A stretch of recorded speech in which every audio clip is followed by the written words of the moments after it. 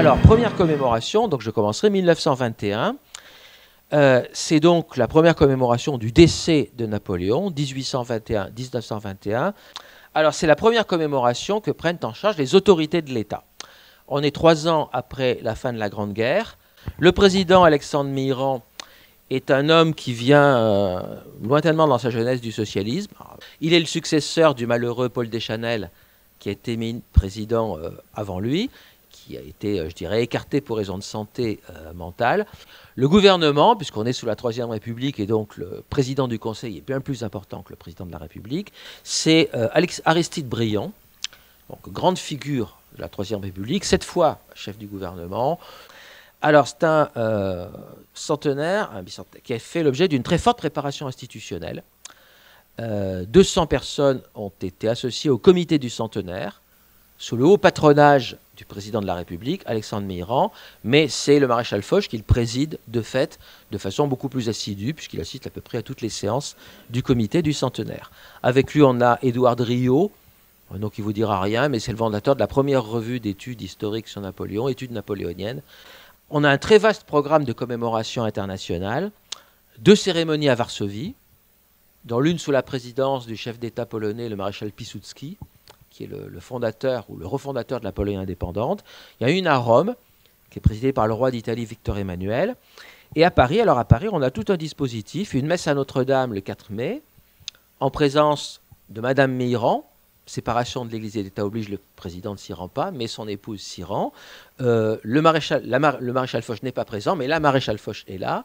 Pétain n'est pas présent, mais il envoie son épouse. Donc on a quand même, je dirais, une grosse représentation familiale à cette messe. Et puis une quinzaine d'ambassadeurs étrangers. Il y a une conférence à la Sorbonne de la Cour Gaillet, un professeur d'histoire. Et puis on a l'apogée, c'est le 5 mai.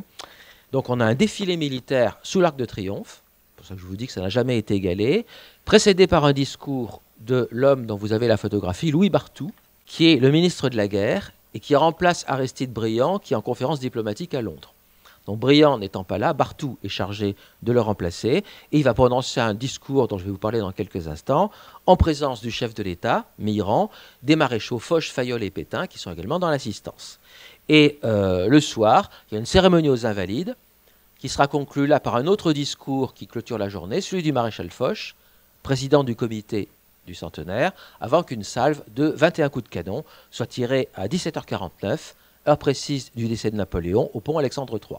Donc vous voyez, c'est quand même un dispositif assez impressionnant, puisque les armées y sont associées, il y a 21 coups de canon tirés sur le pont Alexandre III, et on a des discours. Alors, les discours, je dirais, ils sont assez intéressants. Première chose qu'on peut remarquer, dans les discours de Barthou, le ministre de la Guerre, comme du maréchal Foch, qui sont à peu près sur la même longueur d'onde. D'abord, Napoléon est dépolitisé. C'est-à-dire que la tradition politique du bonapartisme, qui a été quand même très influente encore à la fin du XIXe siècle, elle est mise de côté. Et comme le dit Barthou, Napoléon n'est plus une tradition politique.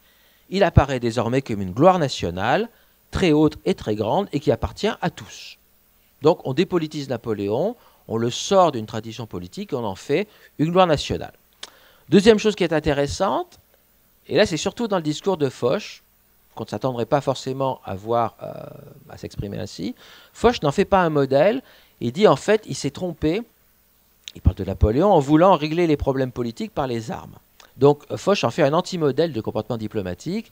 Il dit c'est pas ce qu'il faut faire aujourd'hui en 1921. Je vous rappelle, on est dans un contexte quand même 3 ans après la fin de la Grande Guerre. Et donc Barthou, dans son discours, il revient sur la conjoncture. Il fait un reproche à Napoléon, dont il exalte alors l'œuvre de reconstructeur du pays, le code civil, enfin toutes ces choses-là que vous pouvez imaginer. Mais il dit il s'est laissé berner par la Prusse en 1806. Après la défaite prussienne, il n'a pas contrôlé le désarmement de la Prusse. Et nous, on ne fera pas la même erreur avec l'Allemagne. On contrôlera le désarmement de l'Allemagne, on l'empêchera de se réarmer. C'est le discours donc du ministre de la Guerre en 1921. Et donc les mérites sur lesquels Foch comme Barthou tombent d'accord dans leurs 2 discours. Alors évidemment, ils exaltent le génie militaire de Napoléon, mais ils exaltent surtout le reconstructeur du pays et donc l'ensemble de lois, les masses de granit, qui remettent la France d'aplomb entre 1800 et 1805, pour parler court.